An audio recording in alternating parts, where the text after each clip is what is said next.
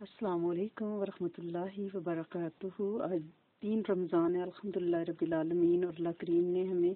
اپنے تیسرے لیکچر کے لیے توفیق بخشی ہے۔ تو ہم روٹین سے اپنے لیکچر کا آغاز اس طرح سے کرتے ہیں کہ سب سے پہلے ہم جسمانی ٹپ لیتے ہیں، اور جسمانی ٹپ میں یہ ہے کہ سحری میں آپ کھجور کا استعمال ضرور کریں، کھجور کو ضرور کھائیں۔ ہم نے افطاری میں تو کھجور کو لازمی قرار دے لیا ہے، لیکن حدیث میں ہے کہ اللہ کے رسول صلی اللہ علیہ وآلہ وسلم نے کھجور کو بہترین سحری قرار دیا ہے۔ تو کوشش کریں کہ تاک کھجوریں آپ سحری میں ضرور لیں، 1-3 جتنے آپ افورڈ کر سکتی ہیں، یا اپنی جتنی آپ کی معدہ سہ سکتا ہے۔ بعض لوگ گرم چیزیں نہیں کھا سکتے تو وہ 1 کھجور کھا لیں، لیکن سحری میں کھجور کا استعمال لازمی انشاءاللہ رکھیں کہ اس میں اجر بھی ہے اور یہ سنت بھی ہے، لہذا اللہ کی رضا بھی ہے، مدینے والے کی راہ بھی ہے۔ اللہ کریم ہمیں اس کی توفیق عطا فرمائیں۔ اور روحانی ٹپ میں یہ ہے کہ رات کو جب آپ بستر پہ لیٹیں، جب آپ سونے کی تیاری کریں، سارے اعمال کر لیں، تو اس وقت یہ تصور کریں کہ آپ نے اپنے دل کا ہارٹ، اپنے دل کا ڈھکن کھولا ہے، اور اس کے اندر لفظ اللہ، اسم ذات آپ نے بند کر دیا ہے۔ اللہ کے لفظ کو، اللہ جو اسم ذات ہے، اس کو اپنے دل میں بند کریں، یعنی جیسے جار کے اندر کوئی چیز بند کرتے ہیں نا، ویسے آپ کا تصور ہو کہ موٹے لفظ میں اللہ لکھا ہوا ہے، آپ نے اس کو اٹھایا، دل کے لڈ کو اتارا، اس میں اللہ کو رکھا اور وہ ڈھکن بند کر دیا۔ پھر آپ دل میں اللہ کا نام رکھ کے آپ سوئیں گی۔ پوری رات آپ کے ہارٹ کا یہ کام ہے، آپ کے دل کا یہ کام ہے کہ وہ بلڈ پمپ کرتا ہے پوری باڈی کو، تو گویا اللہ آپ کے رگو پے میں سرایت کرے گا۔ جیسے آکسیجن خون لے کے باڈی میں سرکولیٹ ہوتا ہے نا، ویسے ہی اللہ کا نام آپ لے کے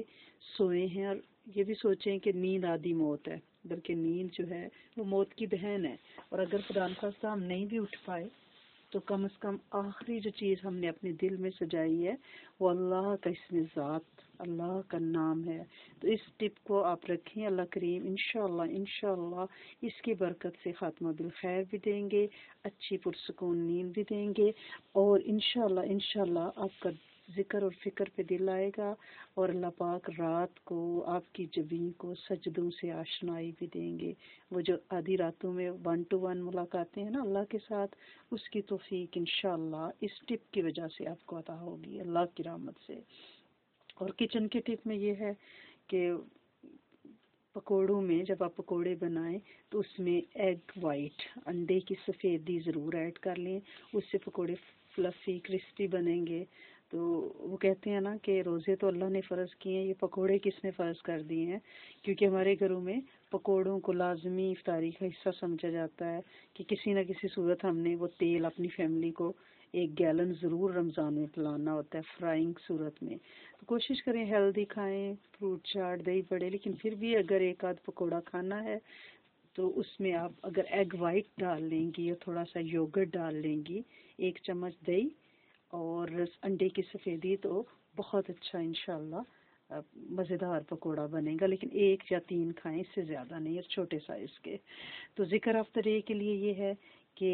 ہر شخص کو جسمانی رزق بھی چاہیے اور روحانی رزق بھی چاہیے۔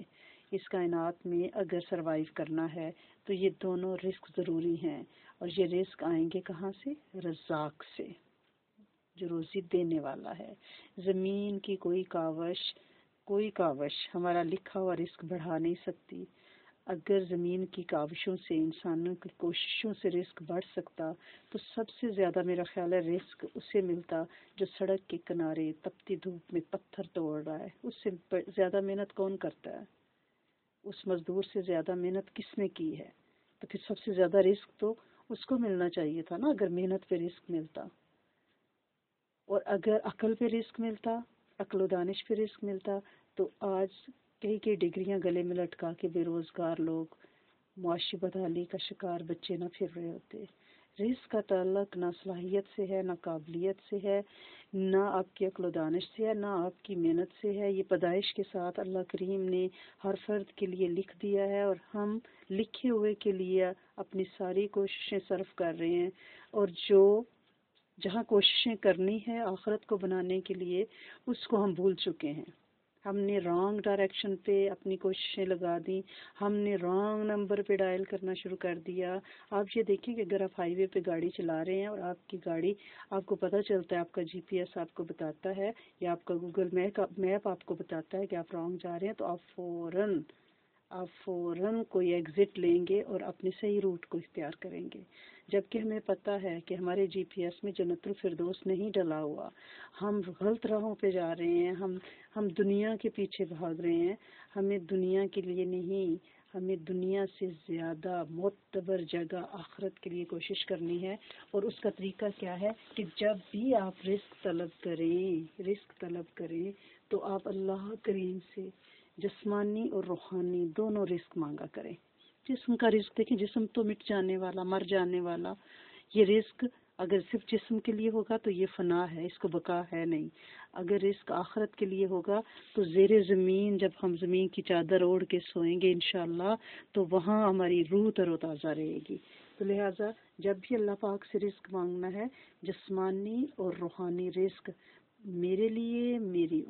نسلوں کے لیے، اللہ کریم پوری امت کے جن و انس کے لیے طاہر طیب وافر جسمانی روحانی رزق بے سوال عطا فرمائے، ایسے مانگنا ہے. تو آج کا ہماری جو ٹپ ہے، آج جو ہمارا ذکر آف دا ڈے ہے، وہ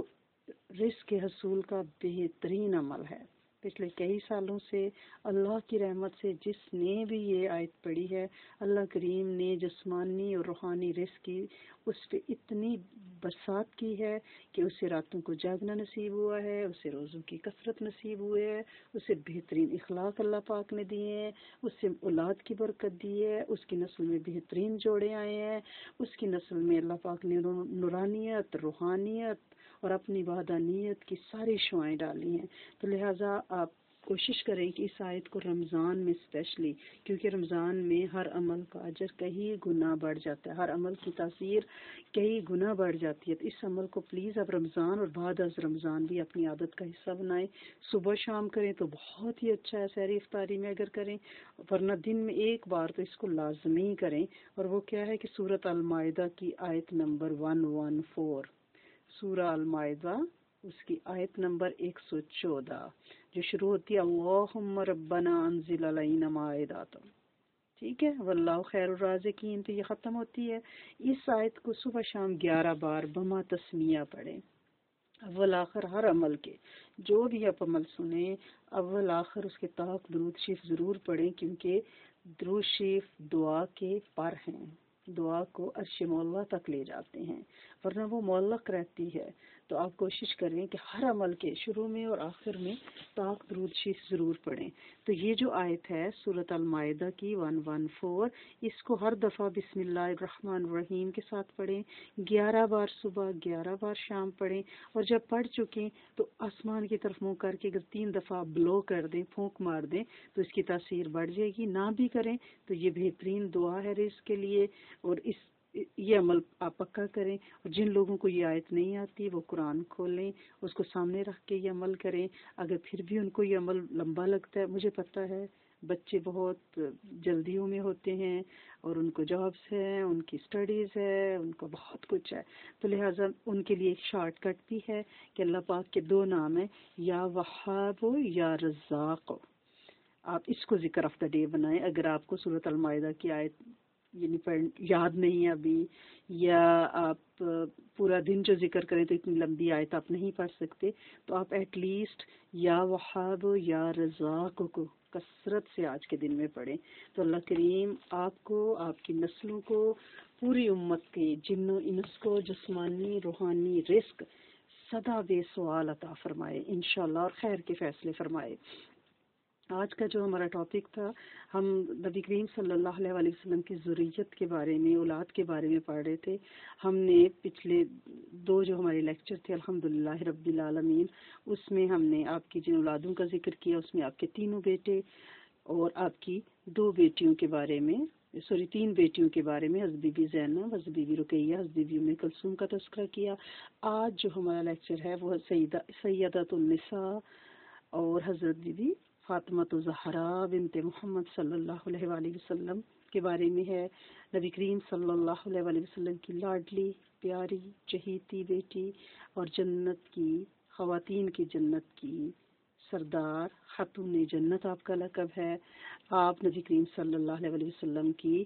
سب سے چھوٹی بیٹی تھی، آپ کی ساری ذریت میں آپ کو عزیز ترین یعنی بلاؤڈ ون تھی۔ حضرت بی بی فاطمہ کا لقب زہرا ہے، اور ان کے سن ولادت کے بارے میں یہ کہا جاتا ہے، جو میجورٹی آف ہسٹورین کا اس پہ اتفاق ہے کہ جس میں ابن جوزی بھی ہیں، کہ آپ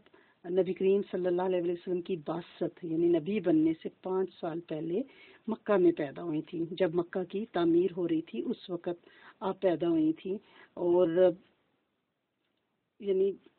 آپ یوں سمجھ لیں کہ اللہ فرسٹ نبوی، آپ ان کی تاریخ پیدائش کو فرسٹ نبوی کنسیڈر کریں، نبوت کے پہلے سال 605 عیسوی میں۔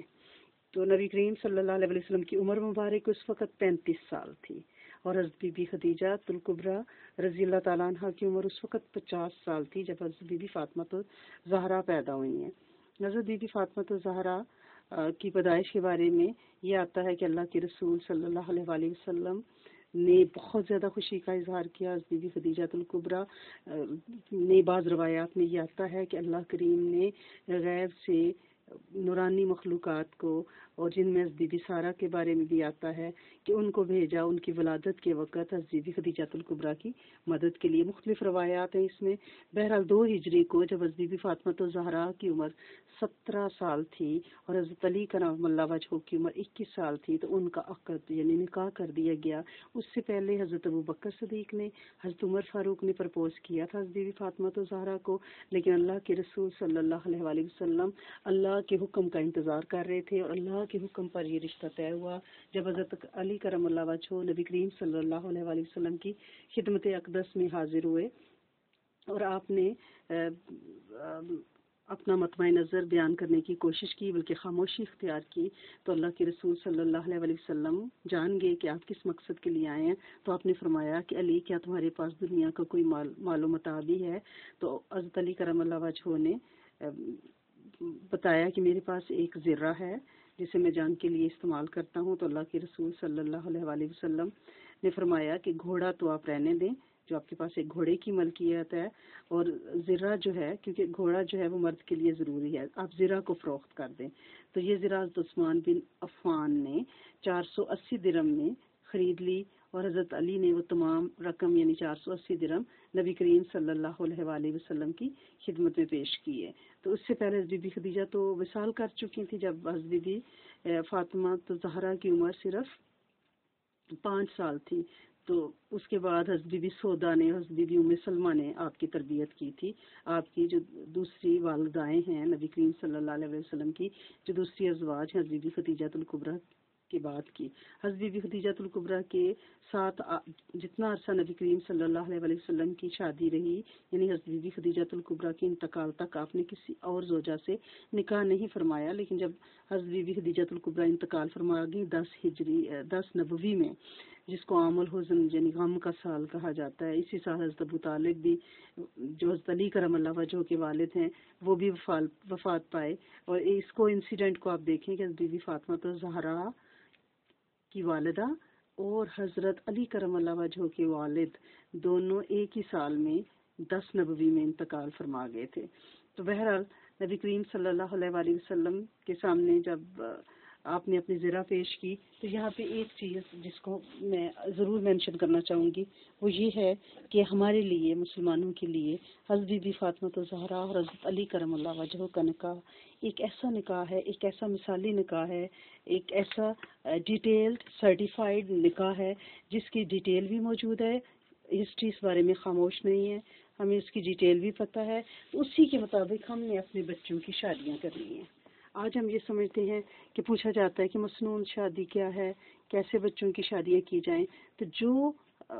طریقہ کار حضرت علی کرم اللہ وجہہ حضرت بی بی فاطمہ الزہرا کی شادی میں اختیار کیا گیا، کیونکہ حضرت علی کرم اللہ وجہہ جنت کے نوجوانوں میں بہت پرومیننٹ مقام رکھتے ہیں، سرداروں میں ہیں، آپ کے بچے بھی انہی سرداران میں سے ہیں۔ حضرت بی بی فاطمہ الزہرا خاتون جنت ہیں، جو ان کی شادی ہے اس، اور نبی کریم صلی اللہ علیہ وسلم اس شادی میں موجود ہیں، اور اس وقت یعنی اس وقت یہ شادی ہوئی ہے کہ جب کہ آپ ہجرت کر کے مدینہ آ چکے ہیں، اور مدینہ والوں نے نبی کریم صلی اللہ علیہ وآلہ وسلم کو اپنا لیڈر مان لیا ہوا ہے، گویا اتھارٹی بھی ہے، سکون بھی ہے۔ تو ایسے وقت میں جو شادی کی جو سیلیبریشنز ہوئی ہیں وہ ہمارے لیے ایک بہترین مثال ہیں۔ تو اس کو میں تھوڑا سا ایکسپلین کرنا چاہوں گی، ڈیٹیل اس واقعے کی میں جانا چاہوں گی، تاکہ جب ہم اپنے بچوں کی شادیاں کریں یا ہمارے چاہنے والے کریں، ہم سے پوچھیں تو ہمیں پتہ ہو کہ مسنون شادی ہے کیا،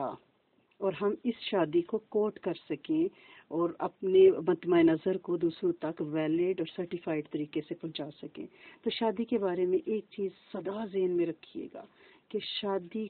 میں سے 3 نقطے آپ نے ہٹا دینے ہیں، اس کو سادہ کرنا ہے۔ شادی کو سادی کر لیں تو انشاءاللہ وہی شادی مسنون ہوگی، کیونکہ حدیث مبارکہ کا مفہوم ہے کہ وہ شادی، وہ نکاح جو کم بادریشن والا ہو، فٹیک والا ہو، وہ برکت ہے، اس میں برکت ہے۔ کم خرچ والے نکاح میں برکت ہے۔ آج ہمارے ہاں ہماری شادیاں، فٹیک کی شادیاں، آخری لمحے تک دلہن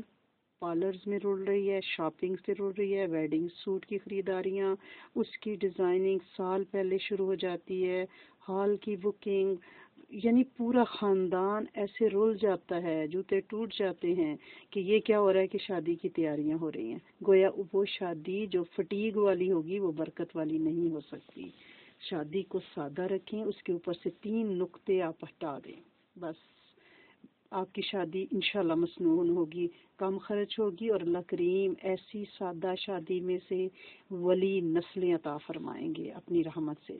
شادی کے لیے سب سے پہلی شرط کیا ہے؟ استخارہ۔ جہاں بھی آپ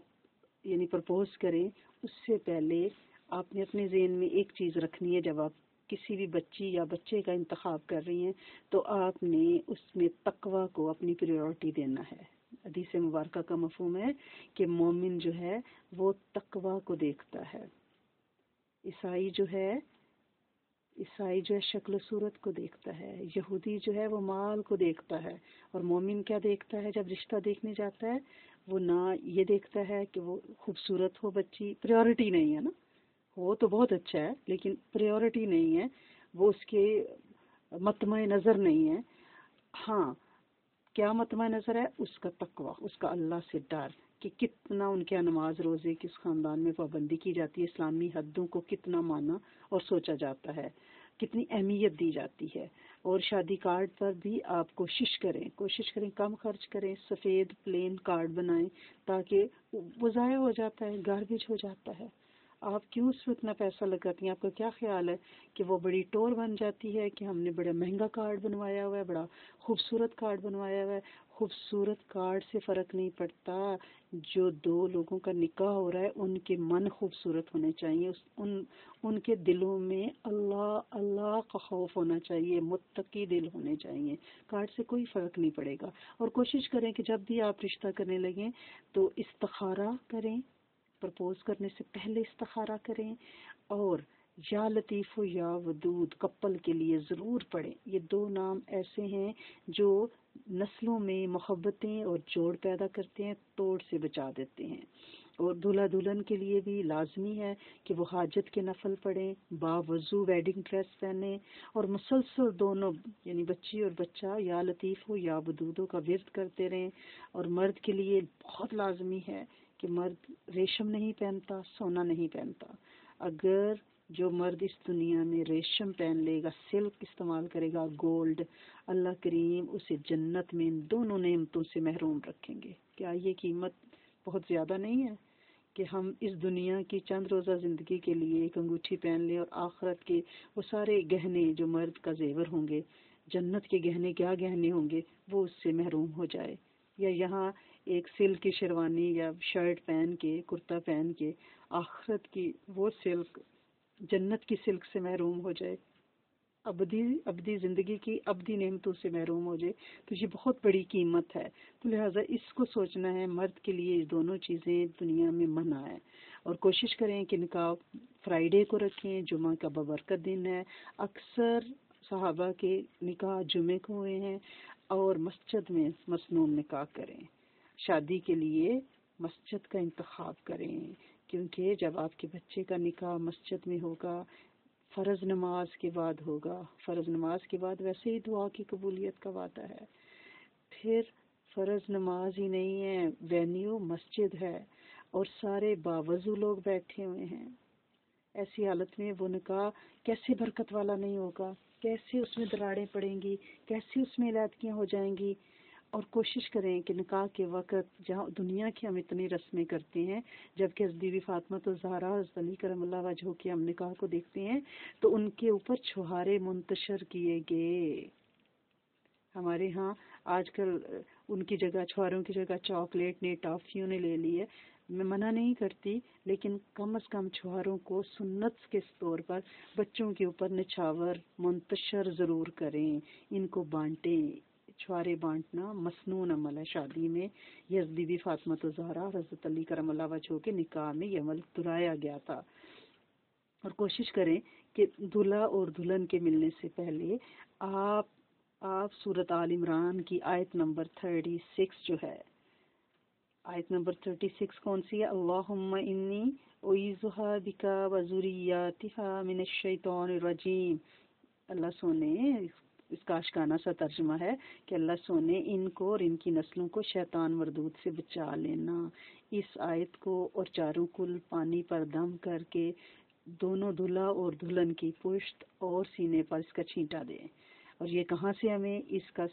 ثبوت ملتا ہے؟ حسن حسین میں آپ نے حسن حسین کو دیکھیں، وہاں پہ بی بی فاطمہ الزہرا حضرت علی کرم اللہ وجہہ کے نکاح کو جو مینشن کیا گیا ہے، تو اس میں یہ بات درج ہے کہ جب حضرت علی کرم اللہ وجہہ عشاء کی نماز کے بعد گھر جانے لگے، اس سے پہلے مغرب کے وقت اللہ کے رسول صلی اللہ علیہ وسلم نے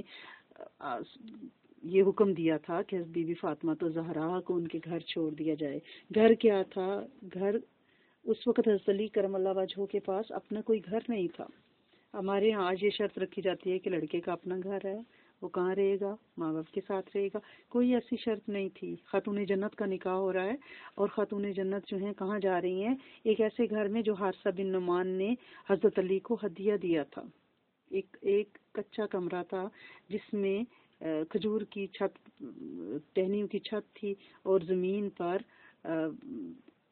مٹی تھی۔ صحابیات نے اس کو لیپا پوتا، اسی دن صاف کیا، اور وہاں پہ رہنے کے لیے کوئی بھی چیز نہیں تھی، تو اللہ کے رسول صلی اللہ علیہ وسلم نے وہ کٹورا، چکی اور بستر جو دیا، جو آج جہیز کے نام پہ ہمارے معاشرے میں سرایت کر چکا ہے۔ ہاں، اگر آج بھی کوئی لڑکا اتنا غریب الغربا ہے کہ اس کے پاس پینے کا پیالہ نہیں ہے، سونے کا بستر نہیں ہے، تو اسے دیا جا سکتا ہے۔ لیکن اگر کھاتے پیتے گھروں میں لسٹیں ایکسچینج ہوں تو اس سے بڑا گناہ کیا ہوگا؟ ہم نے اپنی شادیوں کو بزنس ڈیل بنا کے رکھ دیا ہے، تو پھر ہم چاہتے ہیں اس میں برکتیں پڑیں، اس میں صالحین نسلیں پیدا ہوں، بے عیب نسلیں پیدا ہوں، پورے ایمان والی نسلیں آئیں۔ ممکن نہیں ہے نا۔ ہم نے شادیوں کو سادہ کرنا ہے، اور جیسے کہ حضرت بی بی فاطمہ الزہرا کو مغرب کے وقت کوئی ریسیپشن، کوئی بارات لے کے حضرت علی کرم اللہ وجہہ نہیں گئے، حضرت ام سلیم اور کچھ دوسری بیویوں نے حضرت بی بی فاطمہ الزہرا کو، آپ کی دونوں والدائیں حضرت بی بی سلمہ تھیں اس وقت، نبی کریم صلی اللہ علیہ وسلم کی جو ازواج تھیں، اور حضرت بی بی عائشہ انہوں نے تیار کروایا، اور انہیں لے کر اللہ کے رسول صلی اللہ علیہ وسلم کے حکم پر حضرت علی کے اس نئے گھر میں، گھر کیا تھا؟ ایک کمرہ تھا جو حضرت حارثہ بن نعمان نے ہدیہ کیا تھا کہ یہاں آپ اپنی دلہن کو لے کے رہ لیں، کیونکہ آپ کے پاس رہنے کی جگہ نہیں تھی۔ اور جب وہاں لے کے پہنچی تو حضرت علی کرم اللہ وجہہ عشاء کے بعد گھر جانے لگے، تو نبی کریم صلی اللہ علیہ وسلم نے فرمایا علی میرا انتظار کرنا۔ تو آپ جب حضرت علی اپنے گھر چلے گئے تو نبی کریم صلی اللہ علیہ وسلم بھی حضرت بی بی فاطمہ الزہرا حضرت علی کرم اللہ وجہہ کے گھر میں آئے، اور آپ نے فرمایا، حضرت بی بی فاطمہ الزہرا کو بلایا اور فرمایا کہ ایک پیالے میں پانی لائیے۔ پیالے میں پانی لایا گیا، آپ نے اس کے اوپر آخری 2 کل سورۃ فلق اور ناس کو پڑھ کر پھونک مارا، اور روایات میں آتا ہے کہ سورۃ آل عمران کی آیت نمبر 36 کو بھی پڑھ کر پھونکا، اور پھر اس پانی کا چھینٹا ایک روایت میں ہے کہ آپ نے اس کو پیا اور اس کو جھوٹا کیا، اور دوسری روایت میں ہے کہ اس کا چھینٹا جو ہے حضرت بی بی فاطمہ الزہرا کے سینہ مبارک پر ڈالا اور دعا کی کہ اللہ انہیں نہ بھولنے والا دین کا علم عطا فرمائے، اور ایک چھینٹا ان کی پشت پہ لگایا، پشت پہ پھینکا، پشت پہ ڈالا اور چھڑکاؤ کیا، اور ساتھ ہی یہ دعا مانگی کہ اللہ کریم ان کی پشت میں سے نیک اور صالح بچے اللہ پاک نسلیں عطا فرمائیں۔ آپ اس عمل کی تاثیر دیکھیں کہ آپ کی پشت میں سے اللہ کریم نے سرداران جنت پیدا کیے، جنہوں نے کربلا میں سر تو کٹا دیا، لیکن لیکن لیکن ظالم جابر کے سامنے سر کو جھکایا نہیں ہے۔ حضرت بی بی زینب جیسی نسل پیدا ہوئی، حضرت بی بی ام کلثوم جیسی بیٹیاں اس پشت میں سے آئیں جنہوں نے شام کے بازاروں میں بھائی کے لاشے کے ساتھ اتنی زور خطابت اور اپنے نانا کے دین کو اتنا پروٹیکٹ اور پورٹرے کیا کہ آج بھی تاریخ میں ایسی بہادر خواتین کی مثال نہیں ملتی۔ یہ وہ عمل تھا جسے ہم بھول چکے ہیں۔ تو حضرت علی کرم اللہ وجہ فرماتے ہیں کہ اس کے بعد جب مجھے بلایا گیا، کیونکہ حضرت نبی کریم صلی اللہ علیہ وسلم نے فرمایا کہ میرا بھائی کہاں ہے، تو حضرت سلیم فرماتی ہیں کہ میں نے کہا یہ آپ کے بھائی تو نہیں ہیں، آپ تو یہ آپ کے داماد ہیں، تو آپ نے فرمایا کہ علی پہلے میرا مسلمان بھائی ہے، کیونکہ مواخات مدینہ میں حضرت علی کرم اللہ وجہ آپ کے بھائی بنائے گئے تھے، اس رشتہ میں آپ سے ویسے بھی آپ کے چچا زاد بھائی ہیں، حضرت ابو طالب کے بیٹے ہیں۔ تو حضرت علی کرم اللہ وجہ فرماتے ہیں کہ مجھے پتا تھا اب میرے ساتھ کیا ہوگا، یعنی اسی پیالے میں جو آپ کے ہاتھ میں تھا، جس پہ آپ نے کل پڑے ہوئے تھے اور آپ نے سورۃ آل عمران کی آیت 36 پڑھی ہوئی تھی، اس پانی کا چھینٹا اللہ کے رسول صلی اللہ علیہ وسلم نے میرے سینہ پہ دیا، میرے سینے پہ مارا اور دعا فرمائی میرے علم کے لیے، اور میری پشت میں مارا اور دعا فرمائی میری ذریت کے لیے، میری نسلوں کے لیے۔ تو اللہ کریم یہ ایک مسنون عمل ہے جو ہماری شادیوں سے نکل چکا ہے، کوشش کریں پلیز اس عمل سے فائدہ اٹھائیں، اور جو بھی آپ اس وقت دعا دیں گے اللہ کریم انشاءاللہ دین کے نام بھولنے والے علم کی صورت میں اور نیک اور صالحہ اس پشت میں سے اللہ پاک نسلیں عطا فرمائیں گے۔ اور اہل بیت کے سارے ولیموں میں سے حضرت بی بی فاطمہ الزہرا حضرت علی کرم اللہ وجہ کا ولیمہ بہت بہترین ولیمہ ہے۔ اس میں دودھ بھی تھا، آپ نے پنیر، شہد اور کھجور سے خود میٹھا بنوایا تھا، اس میں مٹن کھلایا گیا پورے مدینہ والوں کو، اور زیتون، کھجور اور جو کی روٹی کھلائی گئی۔ گویا آپ اچھے سے اچھا ولیمہ بھی کر سکتے ہیں اور کمزور سے کمزور ولیمہ بھی کر سکتے ہیں۔ خیبر کے موقع پر جب نبی کریم صلی اللہ علیہ وآلہ وسلم کا نکاح ہوا تو اس سفر کے دوران آپ صلی اللہ علیہ وآلہ وسلم کا جو نکاح بی بی صفیہ سے ہوا تھا، آپ نے اعلان فرمایا کہ کسی کے پاس جو کچھ بھی ہے وہ لے کے دسترخوان پہ آ جائیں، تو آپ نے چمڑے کا دسترخوان بچایا، کوئی تھوڑی سی پنیر لے کے آیا، کسی کے پاس تھوڑی سی چوک کی روٹی تھی، وہ سب دسترخوان پہ رکھا اور آپ نے فرمایا کہ یہ ولیمہ ہے۔ اور جب بی بی زینب بنت جوش سے نکاح ہوا تو انہوں نے ایک مینڈا ذبح کیا اور بڑا جانور، اور پورے مدینہ کو 3 دن تک گوشت روٹی کھلائی گئی۔ بی بی جو ہیں فاطمہ الزہرا کے نکاح میں مٹن کھلایا گیا، پنیر، دودھ، شہد، میٹھا بھی بنا کے کھلایا گیا کھجور کا۔ تو لہٰذا اچھے سے ہر طرح کا ولیمہ مسنون ہے اگر مسنون نیت سے کیا جائے اور اپنے ولیمے میں غربا کو شامل کیا جائے۔ جس ولیمے میں غربا نہیں وہ برکت والا ولیمہ نہیں ہے۔ ضروری نہیں ہے کہ جو بھی آئے وہ لمبی چوڑی سلامیاں اور گفٹ دے کے جائے۔ اپنے ایسے دوستوں کو، عزیزوں کو، جاننے والوں کو یا سڑکوں پہ کام کرنے والوں کو اپنے ولیموں میں ضرور شامل کریں تاکہ ان کی دعا سے یہ جوڑا عافیتوں کے ساتھ جیے۔ تو حق مہر کا جو مال ہے اس میں بڑی برکت ہے۔ حضرت علی کرم اللہ وجہ کو جو 480 درہم ملے تھے اس سے آپ نے حضرت بی بی فاطمہ الزہرا کے لیے خوشبو خریدی، پھول خریدے اور ان کو مہر عطا کیا۔ تو مہر کی جو رقم ہے اس کے بارے میں اللہ والوں نے بہت ڈیٹیل سے لکھا ہے اور قرآن میں بھی اس کے بہت زیادہ احکام ہے، اور حق مہر کا مال برکت والا مال ہوتا ہے کیونکہ اس مال کے عوض زنا کو نکاح یعنی جائز قرار دیا جاتا ہے، تو لہٰذا اس مال میں برکت ہے۔ اور اگر اس کے بارے میں اللہ والے فرماتے ہیں کہ جن مالوں میں برکت ہے اس میں ایک مال غنیمت کا مال ہے، ایک ہدیے کا مال ہے، اس میں بڑی برکت ہے۔ اگر لالچ نہ ہو کہ ہم کوئی آئے گا تو ہمیں تحفہ دے گا، کوئی جائے گا تو ہمیں تحفہ دے گا، لالچ اس میں نہ ہو تو ہدیے کے مال میں بڑی برکت ہے۔ اور مال غنیمت میں، اب تو خیر مال غنیمت کی وہ سچویشن ہی ایسی ہو گئی ہے کہ نہ وہ اسلامک پوائنٹ آف ویو سے جنگی ہیں اور نہ ہی مال غنیمت ہے، تو لہٰذا مال غنیمت کے مال میں برکت ہے، اور مہر، حق مہر کے مال میں بڑی برکت ہے۔ اس کے بارے میں اللہ والے فرماتے ہیں کہ اگر دولہا اپنی دلہن کو حق مہر دیتا ہے، ڈیفینیٹ دیتا ہے، تو اس حق مہر کو بعد میں اپنی بیوی سے ادھار لے لے، لون بارو کر لے، اور پھر اس ادھار لی ہوئی رقم سے، اس باروڈ منی سے وہ کوئی کاروبار کرے، بزنس کرے، تو اس بزنس سے نسلیں پل جاتی ہیں۔ بعد میں وہ ادھار جو اپنی وائف سے لے گا وہ اسے واپس کرے گا لازمی، کیونکہ وہ وائف کا مال ہے، لیکن کیونکہ وہ برکت کا مال ہے، اسے اپنی بیوی سے بارو کر کے اس سے کاروبار کرے، بزنس کرے، تو اس رقم سے جو خوش دلی سے بیوی اس کو ادھار دے، یہ نہیں کہ ڈنڈے سے لیں کہ بھئی دو میں نے بزنس کرنا ہے اور پھر پتہ ہی نہیں ہے بیوی کو واپس کرنا ہے، وہ واپس کرنا ہے، خوش دلی سے وہ دے، آپ خوش دلی سے واپس کرو، لیکن اس پیسے میں بہت برکت ہے، اس سے کوئی کاروبار کریں، کسی بزنس میں لگا دیں۔ اور اگر ویڈنگ نائٹ دلہا اور دلہن حاجت کے نفل پڑھ لیں، یہ بہت بڑا عمل ہے، حاجت کے نفل پڑھ لیں کہ اللہ کریم ہم اس نئی زندگی کا آغاز کر رہے ہیں، آپ اس نئی زندگی میں ہمارے لیے برکت ڈالیں، رحمت ڈالیں، ہمیں عافیتیں دیں، ہمیں برکتیں دیں، ہماری نسلیں بڑھیں پھلیں پھولیں۔ اللہ کریم ہمیں علیحدگیوں سے، طلاقوں سے بچانا، ہماری نسلوں میں بہترین جوڑے بنانا، ایسے دعا مانگے، 2 نفل پڑھیں تو اللہ کریم کی رحمت کی چادر انہیں ڈھانپ لیتی ہے۔ آسمان پر ایسے جوڑے کے لیے چراغاں کیا جاتا ہے کہ اپنی نفسانی خواہشات کو پس سے پشت ڈال کر، جنہیں معاشرے نے اجازت دی ہے، مذہب نے دی ہے، سماج نے دی ہے، خاندان نے اجازت دی ہے، وہ سب کچھ اپنی شہوانی خواہشات کو چھوڑ کر میرے لیے کھڑے ہو گئے ہیں، میرے دربار میں کھڑے ہو گئے ہیں،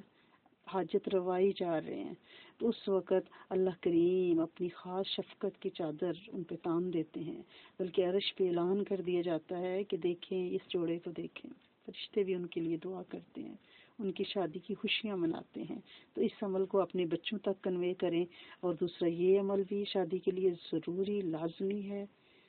کہ فجر باجماعت اگر دھلا جو ہے ویڈنگ نائٹ کی فجر باجماعت پڑھ لے، اللہ کریم اس کی نسلوں سے سجدے نہیں چھینیں گے انشاءاللہ، کیونکہ اپنی ساری نفسانی خواہشات کو چھوڑ کر وہ صبح کی پرسکون نیند کو چھوڑ کر مسجد کی طرف قدم اٹھاتا ہے، گویا آج بھی اللہ ہی اس کے لیے اکبر ہے، اس کی کوئی خواہش، اس کا کوئی سکھ، اس کی کوئی عیش و نشاط کی مجلس اس کے لیے کوئی معنی نہیں رکھتی۔ اللہ آج بھی اکبر ہیں، رات بھی اکبر تھے جب وہ حاجت کے نفل پڑھ رہے تھے، اور صبح میں بھی اکبر ہی ہیں جب وہ مسجد کی طرف نماز کے لیے چل رہا ہے۔ تو اس کا اہتمام کریں، اپنے بچوں میں اس بات کو کنوے کریں، اور کوشش کریں ولیمے اور شادی میں آپ کوئی مصنون اعمال لوگوں میں تقسیم کریں، کوئی بک لیٹ تقسیم کریں، مسواک پیکٹ بنا کے تقسیم کریں، چھوارے تقسیم کریں، اور حدیث کامیاب ازدواجی زندگی کی ان کو تقسیم کریں، تاکہ یہ شادی جو ہے یہ ایک ایسی شادی، مبارک شادی بن جائے کہ جس کی تاثیر دیر تک محسوس کی جائے، اور لوگوں کو اس شادی سے فائدہ ہو، اس میں آنے سے ان کو فائدہ ہو۔ تو لہٰذا بی بی فاطمہ الزہرا کی جو شادی ہے وہ ہمارے لیے مسنون شادی ہے۔ آپ کو مہر بھی دیا گیا جو کہ 480 درہم میں آپ کی شادی کی خریداری، یعنی آپ کے لیے پھول، خوشبو عرض علی کرم اللہ وجہ نے خریدی، اور نبی کریم صلی اللہ علیہ وسلم نے نکاح خود پڑھایا، اور حضور صلی اللہ علیہ وسلم نے، کیونکہ سامان نہیں تھا ان کے پاس، خالی کمرہ تھا، تو بی بی فاطمہ کو ایک پلنگ اور ایک بستر دیا، اور ایک اور روایت میں ہے کہ ایک چادر اور 2 چکیاں اور ایک مشکیزہ بھی دیا پانی پینے کے لیے۔ کچھ عرصہ بعد ایک مرتبہ، یعنی یہ نکاح جو ہے 10 سال چلا ہے، حضرت بی بی فاطمہ الزہرا کا اور حضرت علی کرم اللہ وجہ کا نکاح، شادی جو ہے 10 سال چلی ہے، اور اللہ کریم نے اس نکاح میں سے 2 بیٹے 2 بیٹیاں عطا فرمائی ہیں۔ 3 ہجری شعبان میں حضرت حسن پیدا ہوئے ہیں، اور 4 ہجری شعبان میں ہی حضرت حسین پیدا ہوئے ہیں۔ اس کے بعد حضرت بی بی زینب اور حضرت بی بی ام کلثوم ہیں۔ حضرت علی کی جو والدہ ہیں، آپ کو پتہ ہے کہ ان کا نام بھی فاطمہ تھا، فاطمہ بنت اسید تھا۔ اور نبی کریم صلی اللہ علیہ وآلہ وسلم کے پاس ایک دفعہ جب حضرت بی بی فاطمہ تو زہرا تشریف لائیں، اور اس وقت ان پہ بہت زیادہ کمزوری بھی تھی، بخار بھی تھا، 4 چھوٹے بچے تھے، گھر کے کام کرنے پڑتے تھے، تو آپ اللہ کے رسول صلی اللہ علیہ وآلہ وسلم کے پاس حضرت علی کرم اللہ وجہہ کے کہنے پر تشریف لائیں کہ اللہ کے رسول صلی اللہ علیہ وآلہ وسلم سے کوئی لونڈی جو ہے وہ ہدیہ لے لیں، کیونکہ فتح خیبر کے بعد 7 ہجری میں بہت زیادہ غلام اور لونڈیاں اور مال و دولت آیا تھا، اور اللہ کے رسول صلی اللہ علیہ وآلہ وسلم اسے تقسیم فرما رہے تھے، لیکن حضرت بی بی فاطمہ تو زہرا کو حوصلہ نہیں ہوا کہ وہ سوال کریں، مانگیں، ایون اپنے والد سے۔ حالانکہ حضرت بی بی فاطمہ جیسی بیٹی ان کے لیے تو میرا خیال ہے بیٹی تو ایسا رشتہ ہے کہ باپ اپنا دل رکھ کے سامنے پیش کر دے پلیٹ میں نا، تو اور اللہ کے رسول صلی اللہ علیہ وسلم اپنے جگر گوشے کے لیے، لیکن حضرت بی بی فاطمہ تو زہرا نے سوال نہیں کیا۔ تو دوسرے دن حضرت علی کرم اللہ وجہہ نے بڑھ کر اپنا مطمع نظر بیان کیا کہ ہمارے گھر کی یہ حالت ہے، فاطمہ رضی اللہ تعالیٰ عنہ کو بہت کام کرنے پڑتے ہیں، تو اللہ کے رسول صلی اللہ علیہ وسلم نے فرمایا کہ کیا میں تمہیں غلام سے بہتر چیز نہ دے دوں؟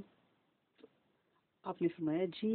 تو اللہ کے رسول صلی اللہ علیہ وسلم نے اس وقت وہ تحفہ دیا تھا جو آج اور قیامت تک کی امت کے لیے حضرت بی بی فاطمہ کے ذریعے ایک بہترین خیر مومن عورتوں مردوں تک پہنچی، اور وہ تسبیح فاطمہ ہے۔ 33 دفعہ سبحان اللہ، 33 دفعہ الحمدللہ، اور 34 دفعہ اللہ اکبر، 33 ٹائم سبحان اللہ، 33 ٹائم الحمدللہ، اور 34 ٹائم اللہ اکبر۔ جو شخص ہر نماز کے بعد اس کو پڑھے گا وہ ایکٹیو رہے گا، اس کے وقت میں برکت رہے گی، اسے عافیتیں ملیں گی کام میں، چاہے وہ اس کی پڑھائی ہے، چاہے وہ دن رات کے کام ہے، چاہے اس کا بزنس ہے، جو بھی ہے، چاہے ہاؤس ہولڈ ہے، ڈومیسٹک کام ہے، اللہ کریم اس میں برکت ڈالیں گے، اس کے وقت میں برکت، اس کے ایمان میں برکت، اس کی تسبیحات میں برکت، اس کے سجدوں میں برکت، اس کی برکتوں میں برکتیں اللہ پاک ڈالیں گے۔ تو لہٰذا نبی کریم صلی اللہ علیہ وآلہ وسلم سے ہی ایک روایت حضرت علی کرم اللہ وجہہ کی ملتی ہے کہ آپ نے فرمایا کہ جب اللہ کے رسول صلی اللہ علیہ وسلم نے ہمیں تسبیح فاطمہ دی تھی اور حکم دیا تھا کہ رات بستر پہ اس کو ضرور پڑھ لیا کرو، اس دن سے میں نے اس عمل کو کبھی نہیں چھوڑا۔ تو جو شخص رات بستر کے اوپر سوتے وقت تسبیح فاطمہ پڑھ لے گا وہ صبح تر و تازہ جاگے گا اللہ کی رحمت سے، چاہے وہ رات جتنی دیر سے سوئے، جتنا تھکا ہوا ہو۔ یہ تسبیحات کیونکہ غلام سے بہتر ہیں، یہ کسی بھی جسمانی تھکن، روگ، سستی، آپ کی کلمزینس، لیزینس کو دور کر دیتی ہیں، آپ ایکٹیو فریش ہوتے ہو اللہ کی رحمت سے، راتوں کو جاگنا نصیب ہوتا ہے، آپ کی جبین رات کے سجدوں سے آشنا ہو جاتی ہے۔ لہٰذا پلیز تسبیح فاطمہ کو اپنی عادت بنائیں، اور جب تک حضرت علی کرم اللہ وجہہ کے نکاح میں حضرت بی بی فاطمہ رہیں، حضرت علی کرم اللہ وجہہ نے کوئی اور شادی نہیں کی۔ نبی کریم صلی اللہ علیہ وسلم کے وصال کے بعد صرف 6 ماہ حضرت بی بی فاطمہ تو زہرا زندہ رہی ہیں، اور جب ان کا انتقال ہوا تو ان کی عمر 29 ایئرس تھی، یعنی آلموسٹ بعض روایات میں آتا ہے کہ 17 سال کی عمر میں شادی، اور بعض میں آتا ہے 19 سال کی عمر میں آپ کا نکاح ہوا ہے۔ تو اس طرح 10 سال آپ نے میریٹل لائف گزاری ہے۔ اللہ کریم حضرت فاطمہ الزہرا جو کہ جنت کی خواتین کی سردار ہیں، ہمیں ان کے دیدار سے مستفید فرمائیں، ان کی شادی کو، ان کی زندگی کو ہمارے لیے بہترین مشعل راہ بنائیں، اور ہمارے بچوں کو حضرت علی کرم اللہ وجہہ، حضرت امام حسن حسین جیسا بنا دیں، اور اللہ کریم اللہ کریم اللہ کریم ان بہترین ہستیوں کے ذکر کو ہم سے قبول فرمائیں، اور ان کی زندگیوں کو ہمارے لیے مشعل راہ بنائیں، ان نمونوں پہ ہمیں عمل کرنے کی توفیق عطا فرمائیں، ہمیں صرف یہ بولوں تک نہ رکھیں، اللہ کریم ہمیں باعمل بنائیں، اور جو ان کی زندگی کے اعمال ہیں انہیں ہم اپنی زندگیوں پہ امپلیمنٹ کریں، اور یہ صرف تھیوری نہ ہو، یہ ہمارا پریکٹیکل تیری رحمت سے بنے۔ اللہ کریم اللہ کریم اللہ کریم اہل بیت کی تاثیر ہمارے گھر والوں کو، ہماری قیامت تک کی نسلوں کو، پوری امت کے جن و انس کو اللہ کریم اپنی رحمت سے عطا فرمائیں۔ اللہ کریم اللہ کریم کریم ہم بہت خالی ہو چکے ہیں، اللہ کریم ہم دنیا میں لتھڑ پتھڑ چکے ہیں، اللہ کریم یہ جو روشنی کی کرنیں ہیں اللہ کریم انہیں ہماری زندگیوں میں ڈالیں، ہماری زندگیوں کو بابرکت بنائیں، آسان بنائیں، سہل بنائیں، سبک رفتار بنائیں، اس دنیا میں بھی جنت کے مزے دیں اور اس دنیا میں بھی جنت الفردوس کا باسی بنائیں۔ اللہ کریم ہماری نسلوں کی برکتوں میں برکتیں ڈال دیں اور رمضان کو ہمیں رمضان کے لیے سلامت رکھیں۔ اللہ کریم اپنا شکر گزار بندہ بنائیں۔ اللہ کریم کسی بڑے بول سے بچائیں، اللہ کریم تکبر سے بچائیں، غرور سے بچائیں، اللہ کریم مسکنت عطا فرمائیں، عاجزی عطا فرمائیں، اللہ کریم مسکینوں کے ساتھ ہمارا حشر کریں، اللہ کریم ہمارے تھوڑے عمل پہ راضی ہو جائیں، اللہ سونے ہمارے تھوڑے عمل کو قبول کر لیں، اللہ سونے ہمیں مرنے سے پہلے اخلاص عطا فرما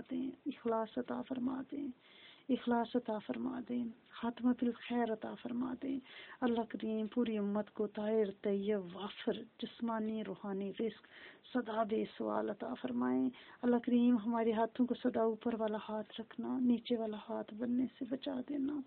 اللہ کریم ہماری نسلوں میں سے متقیوں کے امام پیدا فرمانا، آنکھوں کی ٹھنڈک بچے پیدا فرمانا، اللہ کریم آنکھوں کی ٹھنڈک جوڑے دینا، اللہ کریم ہماری نسلوں میں کوئی بغیر کلمے کے شامل نہ ہو، اللہ کریم اس نسل کی اس امت کی حفاظت فرمائیں، اللہ کریم دوغلے پن سے بچائیں، ریاض سے بچائیں، دکھاوے سے بچائیں، تکبر سے بچائیں، جھوٹ سے بچائیں، غیبت سے بچائیں، چغلی سے بچائیں، اللہ کریم دوسروں کو نظروں سے تولنے سے بچائیں، اللہ کریم ہمیں عاجز رکھیں، ڈاؤن ٹو ارتھ رکھیں، اللہ کریم ناگہانی بیماریوں ناگہانی آفتوں سے لا علاج بیماریوں روگوں سے بچائیں، کسی ایسے روگ سے بچائیں کہ ہمارا 70 کسی پہ کھل جائے، کسی ایسے حادثے سے بچائیں کہ جس میں ہمارے 70 کی حفاظت نہ ہو سکے، اللہ کریم عزت شرم و حیا اور پردے والی زندگی، عزت شرم و حیا اور پردے والی موت عطا فرمائیں، اللہ کریم اس عمل کو ہم سے قبول فرما لیں،